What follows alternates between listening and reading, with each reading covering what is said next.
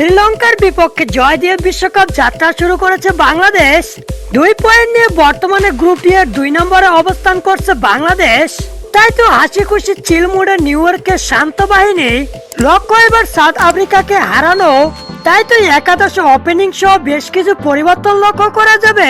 South আফ্রিকার বিপক্ষে বাংলাদেশের সাফল্য অনেক। এর আগে 2019 সালে বিশ্বকাপে সাউথ আফ্রিকাকে হারিয়েছিল বাংলাদেশ। এবারের বিশ্বকাপে সাউথ আফ্রিকার ব্যাটিং লাইন বাজে ফর্মে রয়েছে।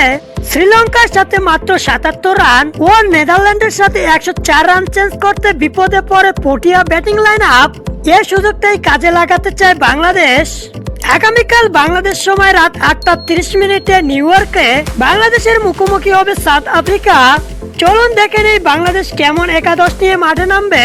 তানজিদ তামিমের সাথে ওপেনিং এ দেখা যাবে লিটন দাসকে। এই ম্যাচে সম্মুখে ড্রপ করা হবে, তার জায়গায় দলে ফিরবেন শেখ মাহাদি।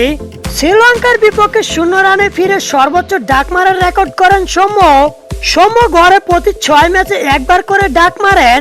3 নম্বর পজিশনে নামবেন ক্যাপ্টেন শান্ত। 4 নম্বরে ব্যাটিং করতে দেখা যাবে তাওহিদ হৃদয়কে। 5ম নম্বরে ব্যাটিং করতে নামবেন সাকিব আল হাসান।